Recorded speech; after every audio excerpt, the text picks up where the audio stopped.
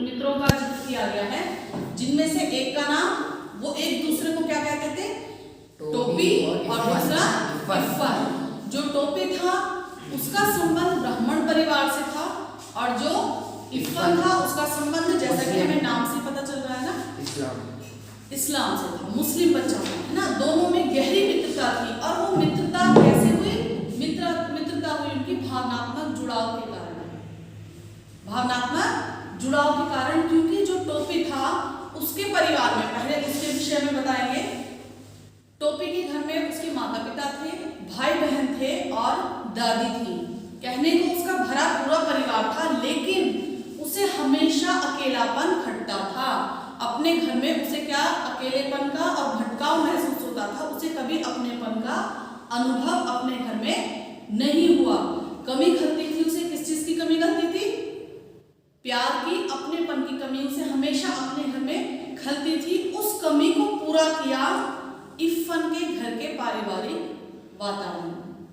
जबकि उस समय कैसा माहौल था? समय, आज भी लोगों की मानसिकताएं पूरी तरह नहीं बदली है, नहीं बदली ना। सोच और विचारों को हम पूरी तरह नहीं बदल सकते, आज भी है।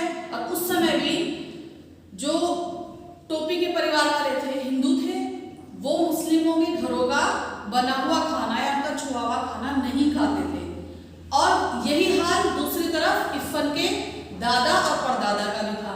वो भी क्या करते थे? वो भी हिंदुओं के, उसके दादा और परदादा थे इफ़न के, वो हिंदुओं का छुआ हुआ या हिंदुओं के घर का भोजन या खाना कुछ भी नहीं खाते थे। यहाँ तक कि उनकी आखिरी इच्छा भी यह थी, उन्होंने वसीयत कराई थी। किसने कराई थी वसीयत?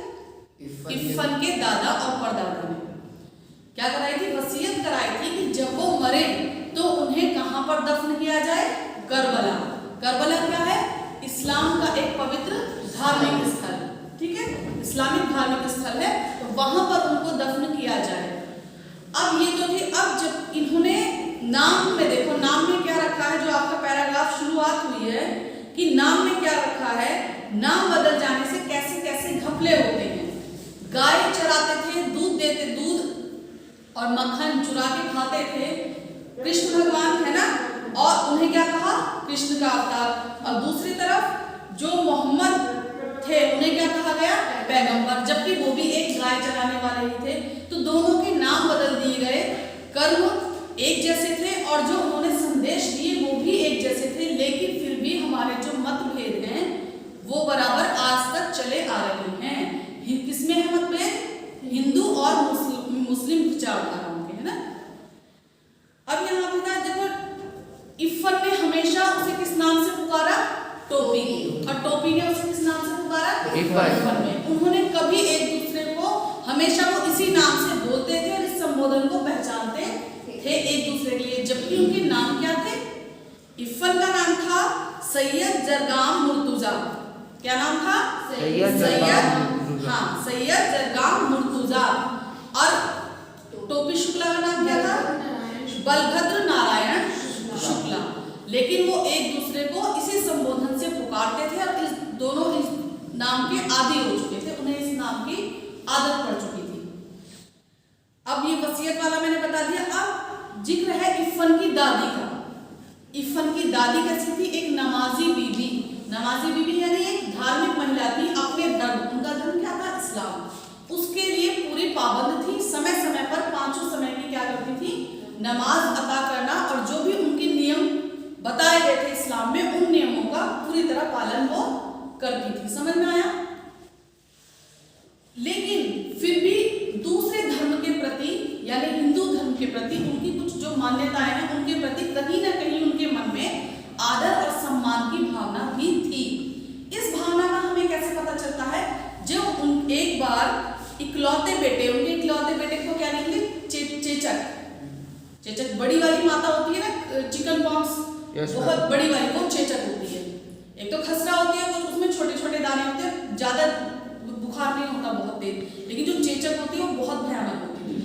अब तो कम हो गए क्योंकि उसकी वैक्सीन आ गई, टीके वगैरह हो गए, है ना, लेकिन पहले बहुत निकलती थी। और उसके बाद भी वो लोग बूढ़े भी हो जाए, लेकिन उनके चेहरे पर, उनके शरीर पर वो बहुत गहरे निशान छोड़ के जाता था, क्योंकि जो उसके छाले होते थे वो बहुत गहरे होते थे, और वो जब सूख जाते थे तो अपने धब्बे देखे होंगे आपने, कोई किसी व्यक्ति को देखा होगा ना ऐसे, जिनके गहरे गहरे चेहरे पे निशान होते, तो वो चेचक के निशान होते थे। उसमें बहुत मौतें होती थी, बच्चों की, बड़ों की भी, क्योंकि बहुत खतरनाक, उस समय उसका कोई इलाज बहुत ज्यादा नहीं था। अब वो देखने को कम मिलते हैं क्योंकि वैक्सीन बन रही है, टीके बन रहे हैं, ठीक है। तो उनके जब इकलौते बेटे को चेचक हुई तो वो हाथ जोड़कर खड़ी हो गई और उन्होंने क्या कहा, माता मोरे बच्चे को माफ कर दे। अब यह भाषा उनकी कौन सी है? पूर्वी भाषा है, क्योंकि वो पूरब की थी, लखनऊ की थी और जमींदाराना परिवार से संबंध रखती थी। उनके पिता कैसे थे? उनके पिता मौलवी नहीं थे, जमींदार थे, और उनकी जिससे शादी हुई थी उनका ससुराल का जो माहौल था वो कैसा था? मौलवियों का। उनके पति मौलवी थे। अब उनके यहाँ के परिवार में वहां की पारिवारिक पृष्ठभूमि यानी परिवार का जो तौर तरीका, रहन सहन जो था वो अलग था। अलग कैसे था? वो जमींदार परिवार से थी तो दूध, दही, मक्खन, घी खाने की बहुत ज्यादा शौकीन थी, और यह कमी उन्हें बाद तक अपने ससुराल में खलती थी, क्योंकि मौलवी उनके यहाँ थी तो वहां पर ऐसा खान पीन उन्हें नहीं मिलता था। तो इसको पूरा करने के लिए वो क्या करती थी, जब वो वहां जाती थी अपने मायके, तो वो जितना उनसे होता था, शब्द आया है लपड़ शपड़। क्या शब्द आया है? लपड़ शपड़। तो जितने दिन वो रहती थी लपड़ शपड़, यानी कि खूब ताबड़तोड़ जितना खाया जा सकता था वो वहां अपना मन कर आती थी। देखो ऐसा होता है, जहां हम रहते हैं, एक तो हमारी मातृभाषा और एक हमारे खान पान, जैसा हम बचपन से सीखते हैं, जैसा खाते हैं, जैसा रहते हैं, उसकी हमें आदत होती है। भले ही हम बाद में परिस्थितिवश उसे बदल लें, वे कंडीशंस कैसी हैं, कैसे सामने वाला व्यक्ति है, तो हम उससे समझौता कर लें, कंप्रोमाइज कर लें, लेकिन हमारा जो स्वभाव, जो हमारी रुचियां रहती हैं वो वही रहती है। कहीं ना कहीं हम आजीवन उससे प्रभावित रहते हैं, अपने बचपन की स्वभाव से, जो हमारा बचपन में स्वभाव बन जाता है, होता है ना। तो वो आदत उनकी थी, वो भले ही वहां जाकर जैसा उनका परिवार में रहा जाता था, और उन्हें इस चीज से शिकायत भी थी अपने पति से। उनके पति कौन थे?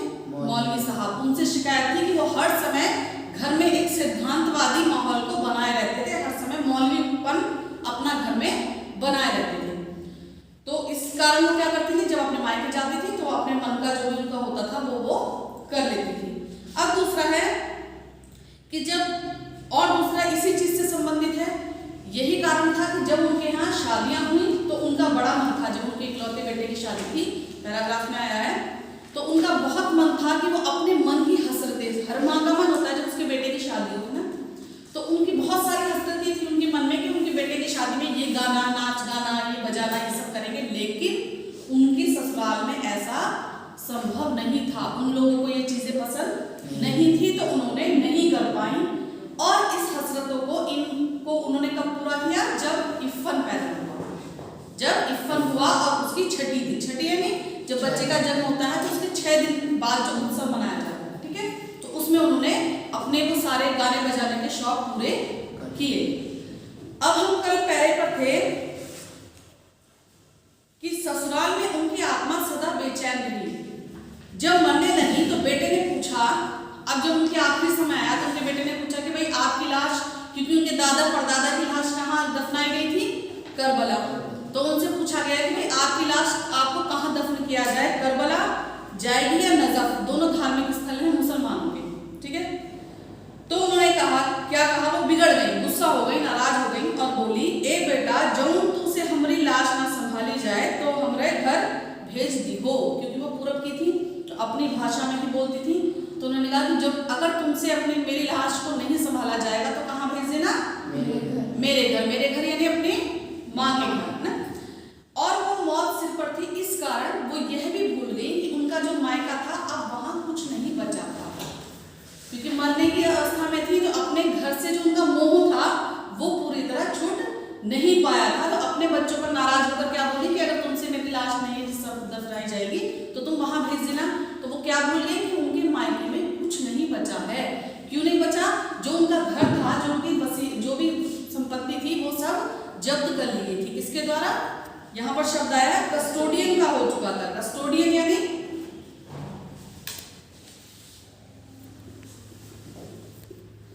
कस्टोडियन, जिसकी वो प्रॉपर्टी नहीं होती, कोई हाँ, एक ऐसा विभाग जिस पर किसी का मालिकाना हक ना हो, जिसका कोई मालिक ना हो, वैध मालिक ना हो, तो कर लेता है। तो वो भूल गई कि उनका जो घर था, विभाजन के समय जब भारत पाकिस्तान अलग हुआ और झगड़े हुए बहुत सारे, तो उस समय क्या हुआ था, उनके जो परिवार वाले थे वो तितर बितर हो गए थे, है ना। तो मकान छोड़कर चले गए वहां से। मकान थोड़े अपने साथ, उस समय क्या लगता है, उस समय तो ये लगता है किसी तरह जान बच जाए। तो वो वहां पर मकान जो था उनका, उस पर कोई मालिक था ही नहीं, तो वहां वो किसमें चला गया, कस्टोडियन में चला गया, वहां पर उस पर कब्जा कर लिया गया। अब मरते वक्त किसी को ऐसी ऐसी छोटी बातें कैसे याद रह सकती हैं। उस वक्त तो मनुष्य सबसे ज्यादा खूबसूरत सपने देखता है, खूबसूरत देखता है या नहीं देखता है, या उसके मन में चिंता है, यह सिर्फ एक कथाकार का सोचना है कि खूबसूरत सपने उस समय देखे जाते हैं। ऐसा तो नहीं है। अगर किसी को कोई चिंता है तो वो चिंता में मरेगा, तो ये सिर्फ एक खूबसूरत सपने देखता है मरते समय। यह कथाकार का अपना मत है। इफ़न की दादी को भी अपना घर याद आया। उस घर का नाम कच्ची हवेली था। किसके घर का नाम कच्ची हवेली था? इफ़न की दादी का। इसलिए कि वह मिट्टी की बनी थी। हवेली कैसे बनी थी? मिट्टी की बनी। पहले कच्चे घर होते थे। और वह उसमें दशहरी आम का वह बीजू पेड़ याद आया जो उन्होंने अपने हाथों से लगाया था। बीजू पेड़ आम की गुठली से उगाया हुआ पेड़। देखो बीज से बनता है ना। आम की गुठली से उगाया पेड़ उसे क्या कहते हैं? बीजू। बीजू पेड़। तो वो पेड़ भी उन्हें उसमें याद आया जो अपने हाथ से लगाया था। उन्हीं की तरह बूढ़ा हो चुका था। अब वो पेड़ भी कैसा हो गया था? बूढ़ा हो गया था। ऐसी छोटी छोटी बेशुमार, बेशुमार यानी बहुत सारी यादें उन्हें याद आई। और इन चीजों को छोड़कर भला करबला या नजफ कैसे जा सकती थी। तो इन चीजों से उनका इतना मोह था, इतना प्रेम, इतना जुड़ाव था कि वह इनके साथ ही दफन होना चाहती थी। उनका कोई इच्छा नहीं थी कि वो करबला या नजफ में जाकर उनको दफनाया जाए। अब देखो, वह बनारस के फातमैन में दफन की गई क्योंकि मुर्तजा, फातमैन यानी वहां जो दफनाने का जो कब्रिस्तान होगा वहां का नाम, क्योंकि मुर्तजा हुसैन की पोस्टिंग उन दिनों वही थी। पोस्टिंग वहां पर उनकी जॉब थी, जो जॉब करते होंगे, सर्विस करते होंगे, नौकरी करते होंगे, वहां पर उनकी नौकरी थी। इफ़न स्कूल गया हुआ था। नौकर ने आकर खबर दी कि बीबी का देहांत हो गया। इफ़न स्कूल में था तब उन्होंने बताया कि उनका देहांत हो गया है, मर गई है। इफ़न की दादी बीबी कही जाती थी। इफ़न तब चौथे में पढ़ता था और टोपी से उसकी मुलाकात हो चुकी थी। इफ़न कौन सी क्लास में पढ़ता था? कौन सी कक्षा में था? चौथी में। इफ़न को अपनी दादी से बड़ा प्यार था। प्यार तो उसे अपने अब्बू, अम्मी और अपने भाई बहनों से भी था। लेकिन और बाजी से, बाजी किसे कहते हैं भाई? बड़ी बहन, है ना, बड़ी बहन। और छोटी बहन नुजहत। इफ़न की छोटी बहन का नाम देखो। शॉर्ट क्वेश्चन जो पैराग्राफ में जो क्वेश्चन निकल कर आते हैं वो ऐसे इसी में से आ जाते हैं, ठीक है। इफ़न की छोटी बहन का नाम क्या था? नुजहत। परंतु दादी से वह ज्यादा प्यार करता था। दादी से उसका लगाव ज्यादा था, क्योंकि दादी और माँ बेटे का, दादी और पोते का, है ना, होता है जो हम आम तौर पर भी देख सकते हैं। तो ऐसे ही उसका भी अपनी दादी से था। लेकिन टोपी का इससे उलट था। अभी उसके बारे में आएगा। टोपी का उल्टा था। टोपी का जुड़ाव भावनात्मक रूप से, भावुक रूप से वो बिल्कुल भी अपनी दादी से जुड़ा हुआ नहीं था। उसके भी बहुत सारे कारण हैं। अब देखो, नुजहत को जब मौका मिलता उसकी कापियों पर तस्वीरें बनाने लगती। कैसी तस्वीरें? आपस में छेड़छाड़ जैसे भाई बहन करते हैं कि उसकी कॉपी को खराब करने की कोशिश करना है ना, तो उसमें तस्वीरें बनाने लगती। और अब्बू भी कभी कभार घर में कचहरी लगाने लगते। कचहरी यानी न्यायालय।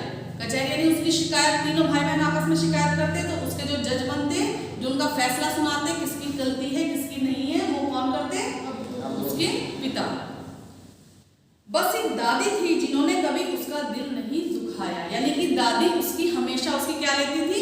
उसकी साइड रहती थी, उसकी तरफ रहती थी। उसकी जो माँ थी और जो पिता थे वो जिसकी गलती होती होगी उसी को सजा देते होंगे, उसकी गलती बताते होंगे। लेकिन दादी जो थी वो हमेशा इफ़न की तरफदारी करती थी, साइड लेती थी।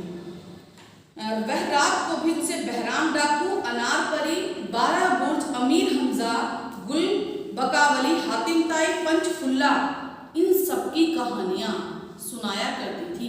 ये सब कोई राजा महाराजा और वही मुस्लिम्स के है ना, उनकी कहानियां क्या करा करती थी? उसे रात में सुनाया करती थी। किसको? इफ़न को। यहाँ बात चल रही है इफ़न की। सोता है संसार, जागता है पाक परवरदिगार। पाक यानी पवित्र।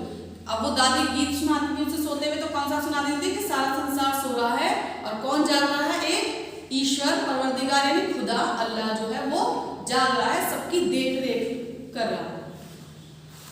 आंखों की देखी नहीं कहती, कानों की सुनी कहती हूँ। एक मुल्क में एक बादशाह रहा।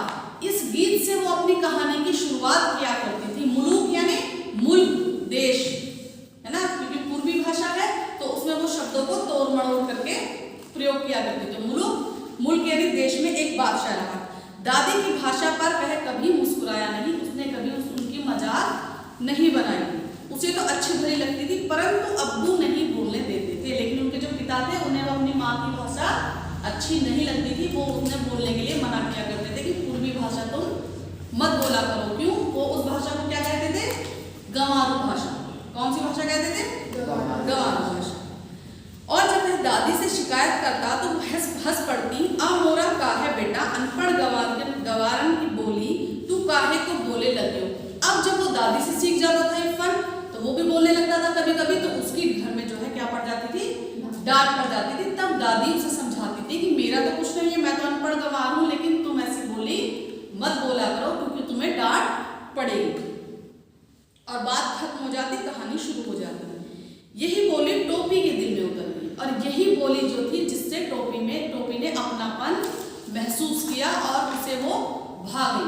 उनकी गोद में आकर उन्हें कैसा लगता था? टोपी को अपनेपन का एहसास होता था। देखो इस कहानी का जो प्रसंग, दोनों दादी, इफ़न की दादी से टोपी का जुड़ाव और टोपी का अपनी दादी को छोड़कर उनकी दादी की, इफ़न की दादी की गोद में जाकर बैठना, ये दिखाता है कि हमारे विचार जो हम सोचते हैं, जो हमने मानसिकता बनाई है धर्म को लेकर, वह सही नहीं है।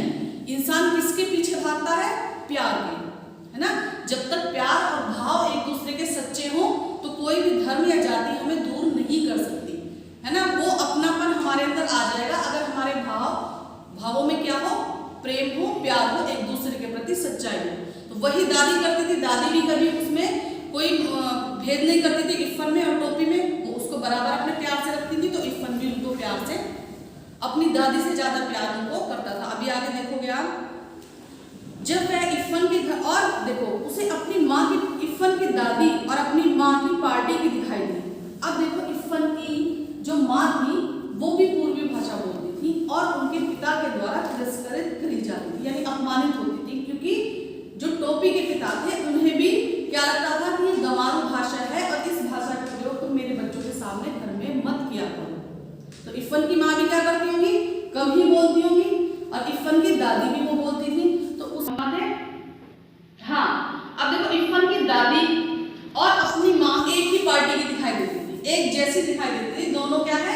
समान दिखाई देती थी कि अपनी भाषा से, और वो कैसी थी? सामान्य रहती थी, जैसी है वैसी ही रहती थी। उन पर पारिवारिक दबाव था, इफ़न की दादी पर उनके बेटे का, और इफ़न की माँ पर उसके, हाँ, टोपी की माँ पर टोपी के पिता का, है ना। तो वो उनको बोलने नहीं देते थे पूर्वी भाषा की, जो गंवारों जैसी भाषा घर में बोलते हो बच्चे सीखेंगे, इस वजह से नहीं बोलने देते होंगे, जो भी रहा हो। परंतु अपनी दादी से तो उसे नफरत थी। अपनी दादी से क्या करता था? वो नफरत करता था टोपी, और इफ़न की दादी से बहुत ज्यादा क्या करता था? प्रेम करता था। नफरत जाने कैसी भाषा बोलती थी। इफ़न के अब्बू और उसकी भाषा एक थी। इफ़न के अब्बू और उसकी किसकी? हाँ, भाषा एक थी। जब इफ़न के घर जाता तो उसकी दादी के पास बैठने की कोशिश करता। जब वह इफ़न के घर जाता टोपी, तो वह ज्यादा से ज्यादा चाहता कि वह उसकी दादी के पास बैठ सके। या सबसे पहले उसकी आंखें किसे ढूंढती थी? उसकी दादी को ढूंढती थी, इफ़न की दादी को, टोपी। इफ़न की अम्मी और बाजी से वह बात करने की कभी कोशिश ना करता, यानी उनके साथ उसका कोई लगाव नहीं था। उसके घर में दो लोगों से उसका लगाव था, एक तो इफ़न से और दूसरा उसकी दादी से। इफ़न के साथ साथ ऐसा लगने लगा था उसे जैसे उसकी मित्रता उसकी दादी से हो गई थी, है ना, किसकी? टोपी को। अब देखो, दोनों, इफ़न की अम्मी और बाजी से वह बातचीत की कोशिश नहीं करता। वे दोनों अलबत्ता यानी बल्कि, वे दोनों बल्कि उसकी बोली पर हंसने के लिए उसे छेड़छाड़ उसके साथ करती रहती थी, क्योंकि बड़ी थी तो उससे छेड़ करती रहती थी। परंतु जब बात बढ़ने लगती तो दादी आकर बीच बचाव कर देती। अब देखो, वह डांटकर कहती, परंतु हर शब्द, जब वो डांटती, उसकी दादी जब डांटती, चाहे वो इफ़न को डांटे या टोपी को डांटे, तो जैसे उनका हर शब्द शक्कर का खिलौना बन जाता। शक्कर के खिलौने खाए हैं कभी? Yes, ma'am. दिवाली पर आते हैं ना, सफेद रंग के है ना, तो वो उनका हर शब्द, उनकी हर बात टोपी को कैसी लगती, चाहे वो डांट ही हो, वो डांट भी कैसी लगती, प्यार में घुली हुई डांट लगती, वो उसे शक्कर के खिलौने की तरह मीठी लगती। कभी डांट का उसको बुरा नहीं लगा, कभी दिल नहीं दुखा उसका। कहने का मतलब क्या है कि टोपी का कभी अगर वो डांटा भी है ना उसकी दादी ने, इरफान की दादी ने, तो वो कैसी डांट भी मीठी लगी, कभी दिल दुखाने वाली डांट नहीं लगी। या तो वो खिलौना बन जाता या उसे कैसा लगता, अमावट बन जाता। कैसा लगता, अमावट जैसा। अमावट है ना, यानी आम पापड़, आम पापड़ खाया है, उसे अमावट भी कहते हैं। तो या तो वो शक्कर के खिलौने जैसी लगती डांट, या अमावट जैसी लगती, या तिलवा। तिलवा यानी तिल का लड्डू, तिल के लड्डू की तरह उसे डांट, इरफान की दादी की डांट लगती थी, और वह चुपचाप उनके पास ही चला जाता था। तोरी अम्मा क्या कर रही है, वो उससे पूछती। जब भी बात का सिलसिला शुरू करती तो सबसे पहले उनका प्रश्न क्या होता, इरफान की दादी का, कि तेरी अम्मा क्या कर रही है। घर में पूछा जाता है, जैसे कोई बच्चा है कि तुम्हारी मम्मी क्या कर रही है, तो वो पूछती थी तेरी अम्मा क्या कर रही है। दादी हमेशा यहीं से बात शुरू करती। पहले तो वह चकरा जाता कि ये अम्मा क्या होता है, पहले उसे नहीं समझ में आता कि अम्मा का क्या मतलब है, लेकिन फिर वह समझ गया कि माता जी को अम्मा कहा जाता है।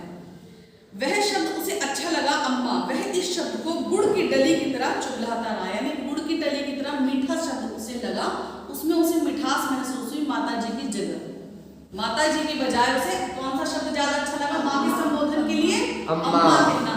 लेकिन अपने परिवार में वो अम्मा खुलकर नहीं कह सकता था, उसका मन करता था। ठीक है, फिर एक दिन गजब हो गया। अब गजब क्या हुआ, डॉक्टर भृगु नारायण शुक्ला, भृगु नारायण शुक्ला कौन है, उनके पिता। देखो जो ये परिवार जिसका जिक्र चल रहा है, बहुत परंपरावादी परिवार होते हैं, ब्राह्मण परिवार था, बिल्कुल विशुद्ध ब्राह्मण, है ना। अब उनके खाने की जो टेबल लगी हुई थी, खाना चल रहा था, और दाल या कुछ खाने का सामान चाहिए था, और टोपी ने क्या कह दिया कि अम्मा मुझे दाल दे दो। इस बात पर उसकी दादी जो थी वो बिगड़ गई कि भाई ये अम्मा शब्द ये कहाँ से सुनकर सीखा है, इसने ये शब्द कहाँ से सीख लिया। लगती तो थालियां थी, परंतु चौके पर नहीं, मेज कुर्सी पर खाते थे। बैंगन का भरता, दाल नहीं थी, बैंगन का भरता था, जो उसे ज्यादा अच्छा लगा। राम दुलारी खाना परोस रही थी। अम्मी जरा बैंगन का भरता दे दो। अब क्योंकि बच्चे जहाँ रहते हैं वहां की बात सीख लेते हैं, अब उसे इरफान के घर अपना समय बिताने लगा था, तो वो क्या सीख गया, माता की जगह अम्मा कहना सीख, अम्मी कह दिया उसने। अब इस बात पर क्या मचा, बवाल हो गया। मेज पर जितने हाथ थे वहीं रुक गए। हाथ किस किस के होंगे, उनके पिता के होंगे और दादी के थे, जिनमें जो मेन जो प्रमुख थे बवाल मचाने वाले वो दो ही लोग थे, क्योंकि माता जी तो थोड़ा बहुत उसकी बात समझती थी तो टोपी की, लेकिन दादी और पिता जो थे वो बिल्कुल नहीं समझते थे। हाथ रुक गए, जितनी आंखें थी वो टोपी पर जम गई। हाथ जहां के तहां रुक गए, किस शब्द पर रुक गए, अम्मी कहने पर।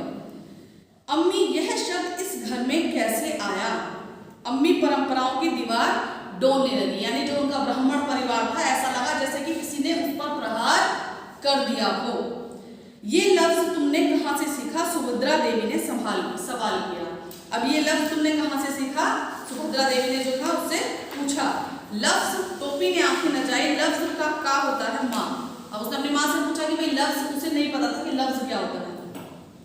ये अम्मी कहना तुमने किसने सिखाया है, दादी गर्जी। अब दादी जो है गुस्से में बोली कि हम इरफान से सीखा है। अब उसने बताया कि किससे सीखा है, इरफान से। उसका पूरा नाम क्या है यह हम नहीं जानते। ते कौनू मियाँ के लड़का से दोस्ती कर लिख ले बायरे। अब ये उसकी माँ बोल पड़ी अपनी भाषा में। अब यहाँ एक तो पहले मामला बिगड़ा हुआ था, वो और बिगड़ गया। क्यों बिगड़ गया, क्योंकि दादी तो बैठी थी।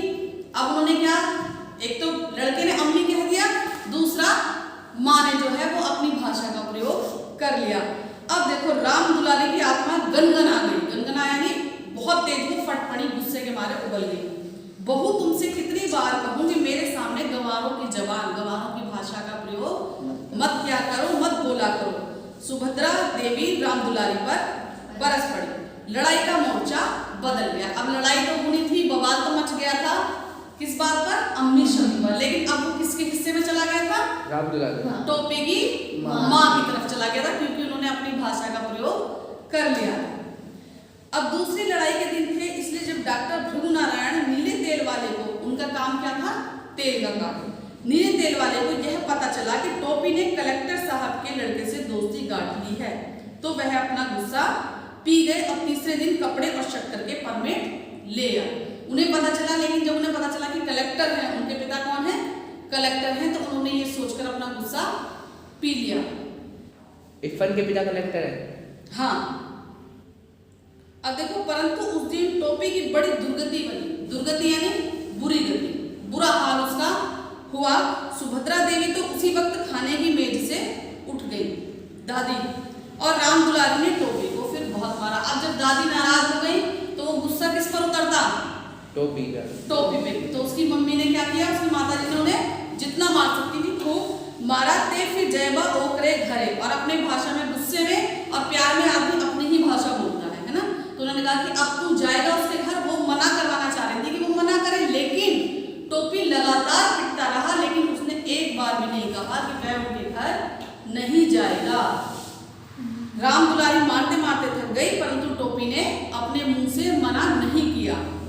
हम एक दिन एक और रहीम कबाब जी की दुकान पर कबाब खाते देखा था। अब देखो भाई बहनों की आदत होती है तड़का लगाने की। एक तो उसकी पिटाई हो रही थी, है ना, और दूसरी एक पिटाई हो रही थी अम्मी कहने पर, दूसरी पिटाई उसकी ज्यादा से ज्यादा हो रही थी, वो इसलिए हो रही थी कि वहां ना जाने का वादा करेगी, वहां नहीं जाएगा, वो इसके लिए तैयार नहीं था। बाल हट अपनी जगह होता है, वो पिट रहा था लेकिन वो मना नहीं किया। तीसरा उसका तड़का लगा दिया मुन्नी बाबू ने, उसके भाई ने। क्या कहा कि हम एक दिन एक और रहीम कबाब वाले की दुकान पर हमने इसको क्या देखा था, कबाब खाते हुए देखा था। अब एक ब्राह्मण परिवार का लड़का और कबाब खाए तो वो तो और भी ज्यादा गलत बात, बहुत ज्यादा बवाल का, सारे बवाल जो उसके सिर पर, इसलिए उसकी दुर्गति जो कहा है पहले कथाकार ने, उसके कहने का मतलब एक कि सारे जो बम फोड़ दिए गए थे उस दिन, सारी बातें एक साथ। राम राम राम राम दुलारी घिन्ना के 2 कदम पीछे हट गई। मतलब वो पीटने भी, छूने में भी उन्हें लग रहा था कि मैं कोई इसे छूकर कोई अपवित्र ना हो जाऊं, तो घिन्ना यानी घिन खाकर घृणा आ गई उन्हें, और वो पीछे 2 कदम पीछे हट गई। टोपी मुन्नी की तरफ देखने लगा, क्योंकि असलियत यह थी कि टोपी ने मुन्नी को कबाब खाते देखा था। खाया किसने था कबाब? मुन्नी ने, यानी उसके बड़े भाई ने टोपी के। अब उसने इल्जाम किसके सिर पर रख दिया, इसे कहते हैं बहती गंगा में हाथ धोना। उसने देखा इसकी पिटाई हो रही है, इसकी बात को मानेगा तो है नहीं, क्योंकि ये उसके घर जाने का नाम छोड़ नहीं रहा है कि मैं जाना छोड़ूंगा नहीं। तो उसने एक इल्जाम उस पर बिना वजह रख दिया कि इसे कबाब खाते हुए भी देखा था, क्योंकि ये मुस्लिमों के साथ रह रहा। बात की पुष्टि करवाने की जरूरत ही नहीं थी कि भाई उसके घर जा रहा है, घर जाने से मना भी नहीं कर रहा है, आगे भी जाएगा, तो इसका मतलब ये शब्द भी उनके सीख रहा है, तो खाना भी उनके साथ सीख रहा होगा। तो कबाब की अपनी, खाता कौन था, बड़ा भाई, लेकिन उसने छोटे भाई के ऊपर ये रख दिया कि ये कबाब खाते हुए भी मैंने इसको बाजार में देखा था। अब मुन्नी बाबू ने उसे एक इकन्नी रिश्वत की दी थी। अब टोपी ने ये शिकायत क्यों नहीं की थी घर में आके, क्योंकि उसने उसे एक इकन्नी रिश्वत के तौर पे दी थी कि तुम घर में ये बात किसी को मत बताना कि मैंने कबाब खाए। तो उसने तो नहीं बताया, लेकिन उसने झूठा आरोप उस पर लगा दिया और उसकी और ज्यादा पिटाई करवा दी। अब तू हमें कबाब खाते देख रही हो, ना देखा रहा वो दिन, मुन्नी बाबू ने कहा। अब वो आपस में बहस कर रहे हैं, दोनों दोनों भाई। उसने कहा कि तूने देखा मुझे कबाब खाते हुए, कि हाँ मैंने देखा था उस दिन मुझे कबाब खाते हुए, तो तुमने उसी दिन क्यों नहीं बताया। अब सुभद्रा कुमारी ने सवाल किया कि तुमने उसी दिन, जिस दिन कबाब खाते हुए देखा था, उसी दिन क्यों नहीं बताया। ये झूठा है दादी, टोपी ने कहा। टोपी ने कहना चाहा कि ये झूठ बोल रहा है, लेकिन उसकी बात कोई मानने वाला नहीं था। उस दिन टोपी बहुत उदास रहा, वह अभी इतना बड़ा नहीं हुआ था कि झूठ और सच के किस्से में पड़ता, इतना बड़ा नहीं था। दूसरी बात, उसकी बात को उसे शायद इस बात का अंदाजा हो गया था कि इरफान के साथ उसकी मित्रता करने के कारण उसकी बातों पर विश्वास नहीं किया जाएगा जब तक वो उससे मित्रता ना खत्म करे, उसके घर आना जाना ना छोड़े। अब उस दिन तो वह इतना पिट गया कि उसका सारा बदन दुख रहा था, यानी बहुत जोर से उसकी पिटाई हुई। वह बस लगातार एक ही बात सोचता रहा कि अगर एक दिन के वास्ते वह मुन्नी बाबू से बड़ा हो जाता तो समझ लेता मतलब कि वो मन में, अपने बच्चों के मन में आती है ना बातें, तो उसके मन में आया कि बस एक दिन के लिए मैं इससे बड़ा बन जाऊं तो फिर मैं इसे बताऊं। जितने मन में उसकी थी वो सारा अपना ताबड़तोड़ करता, अच्छे से मारता पीटता, जो भी करता, लेकिन ऐसा हो नहीं सकता था। जो छोटा है वो छोटा ही रहेगा, जो बड़ा है वो बड़ा ही रहेगा। अब दूसरे दिन जब वह स्कूल में इफ़न से मिला, अब घर पर तो मिल नहीं सकते थे, है ना, वैसे भी पिटा छिटा बच्चा कहाँ जाता है, तो चुपचाप या तो सो जाएगा या घर में एक कोने में बैठा रहेगा। उस दिन तो वो कहीं नहीं गया, अगले दिन वो इफ़न से स्कूल में मिला और उसने सारी बातें उसे बताई। दोनों ज्योग्राफिया का घंटा छोड़कर सरक गए। ज्योग्राफिया यानी ज्योग्राफी, भूगोल शास्त्र, हाँ ज्योग्राफी का यानी ज्योग्राफिया, ज्योग्राफिया यानी पूरब की भाषा में उसने उसको लहका दिया। तो ज्योग्राफी यानी भूगोल का जो घंटा पीरियड छोड़कर दोनों सरक गए। इन्होंने क्या किया? बंक मार दी, ठीक है। पंचम की दुकान से इफ़न ने केले खरीदे। पंचम की दुकान वाले का नाम। बात यह थी कि टोपी फल के अलावा किसी चीज को हाथ नहीं लगाता। अब देखो दोनों में कितना प्यार था, इस प्रेम को, इस दोस्ती को वो कैसे छोड़ सकता था। उसने केवल वो केले किस लिए खरीदे? क्योंकि टोपी जो है सिर्फ केले खाता था, तो इसलिए उसने क्या किया, उसे पता था ये पिटाई हुई है इसकी, तो उसने कुछ खाया तो नहीं होगा, कहीं बगैर वो समझ गया कि उसने कुछ नहीं खाया होगा, तो उसने उसके लिए केले खरीद लिए। अब ऐसा ना हो सकता कि हम लोग दादी बदल लें। किसने कहा? टोपी ने, क्योंकि जो बच्चे का मन होता है वो बड़ा साफ सुथरा होता है, लेकिन सारे बच्चे एक जैसे नहीं होते, ये उनके परिवार वाले नहीं समझ रहे थे। उसके जो दोनों भाई बहन थे टोपी के, वो बहुत होशियार थे, पढ़ने में अव्वल रहते थे और उसकी तुलना हमेशा अपने भाई बहनों से की जाती थी, जिसके कारण उसका आत्मविश्वास टूट गया। ठीक है, और वो फिर और ज्यादा क्या हो गया, जिद्दी हो गया। जिद्दी और उद्दंडता उसके व्यवहार में आनी शुरू हो गई थी। ठीक है, अब उसने क्या कहा कि भाई हम लोग दादी बदल ले, तुम अपनी दादी मुझे दे दो, मेरी दादी तुम ले लो। तोहरी दादी हमरे घर आ जाए और हमरे तोहरे घर चली जाए। हमारी दादी तब बोली, तुम ही लोगों को बोलती कि हमने तो दादी की अदला बदली कर ले तो हमें बहुत अच्छा लगेगा। यह नहीं हो सकता, इफ़न ने कहा। अब इफ़न ने कहा कि ऐसा नहीं हो सकता, अब्बू यह बात नहीं मानेंगे। मतलब उसका भी देखो, दोनों बच्चे एक के मन में आए, दूसरा कि अगर अब्बू मान जाते तो शायद वो कर देता, है ना। तो अब्बू नहीं मानेंगे और मुझे कहानी कौन सुनाएगा? भाई मैं तुझे अगर तेरी दादी ले लूंगा तो तेरी दादी इस लायक है नहीं कि मैं अपनी दादी बना लूं, तो मैं फंस जाऊंगा, है ना। ये भी तो बात है, खुद कैसे फंस जाएगा। तो तुम्हारी दादी को 12 भुज की कहानी नहीं आती। बच्चे के स्वभाव देखो कि बच्चों की बातें जो थी उनकी कितनी मासूमियत भरी बातें थी, निश्चलता, है ना, कोई स्वार्थ नहीं और निश्चल बातें थी उनकी कि भाई अगर मैंने तुम्हें अपनी दादी दे दूं तो एक तो मेरे पिताजी नहीं मानेंगे, दूसरी बात तुम्हारी दादी को 12 भुज की कहानी नहीं आती। अब देखो, तो हमें एक दो दादियों ना कर सकती हो। टोपी ने खुद अपने दिल के टूटने की आवाज सुनी। उसने कहा कि हमारे तो एक ही दादी है, एक दो दिन को अपनी दादी दे दो। उसे अपना दिल, उसका दिल कैसा हुआ था? टूटा हुआ था, दुखी हुआ था। और उसके मन में क्या था? इफ़न को देखकर उसके मन में क्या होता था कि इसके पास इसकी दादी इतनी अच्छी है, मेरी दादी ऐसी क्यों नहीं है। कहीं ना कहीं उसकी तुलनात्मक वो करने लगा था, तुलना करने लगा था अपनी दादी से, उसकी दादी को। जो मेरी दादी है वे मेरे अब्बू की अम्मा भी तो हैं। इफ़न ने कहा कि जो मेरी दादी है वो वही सेम बात। यह बात टोपी की समझ में आ गई। तुम्हारी दादी मेरी दादी की तरह बूढ़ी होंगी? अब उसने कहा कि भाई तुम्हारी दादी ज्यादा बूढ़ी लगती है, तो क्या मेरी दादी भी बूढ़ी होगी? कि हाँ।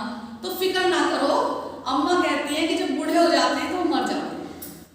मतलब वो इस चीज के लिए भी तैयार है कि कब बूढ़ी हो उसकी दादी और वो मरे और उसका पीछा छूटे, क्योंकि उन्होंने इतना ज्यादा उसके मन को दुखाया हुआ था, उससे बिल्कुल भी जुड़ाव उनका नहीं था।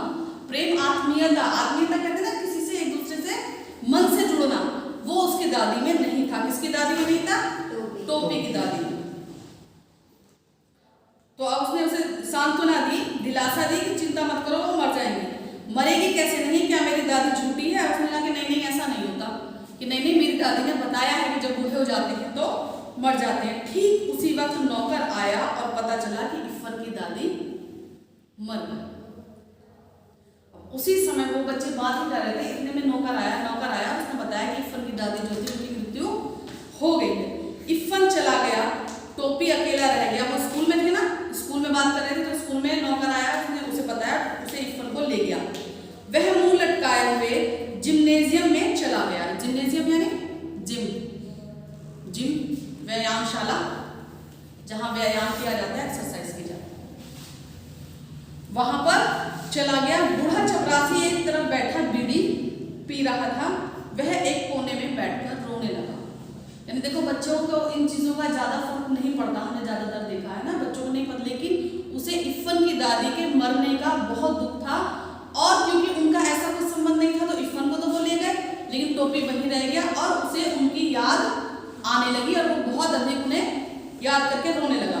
शाम को वह इफ़न के घर गया तो वहाँ सन्नाटा था, घर भरा हुआ था, रोज जितने लोग हुआ करते थे उससे ज़्यादा लोग थे, परंतु एक दादी के ना होने से टोपी के लिए घर खाली हो चुका था। उनकी कमी जो थी वो उसे खलनी शुरू हो गई थी, जबकि उसे दादी का नाम तक नहीं मालूम था, नाम से उसे कोई लेना देना नहीं था। वो सिर्फ दादी को कैसे जानता था? अपने प्यार भरे रिश्ते से जानता था। उसने दादी के 1000 कहने के बाद भी उनके हाथ की कोई चीज नहीं खाई, और डर भी, देखो एक बच्चे के मन में डर बैठाया गया था, एक विचार जो भरे जाते हैं ना उल्टे सीधे, उसकी मानसिकता कैसे कर दी गई थी कि वो वहां जाता था, उनके पास उसे कितना ही अच्छा लगता था, लेकिन उसके मन के जो विचार बने हुए थे, जो उसकी मानसिकता बन गई थी कि मुझे इनके हाथ का छुआ हुआ खाना नहीं खानी है कोई चीज, तो वो उनके हाथ की कोई चीज नहीं खाता था। इसीलिए उसने केले खरीदे थे, क्योंकि उसे पता था बाहर की चीजें तो खा लेगा लेकिन घर की चीजें वो नहीं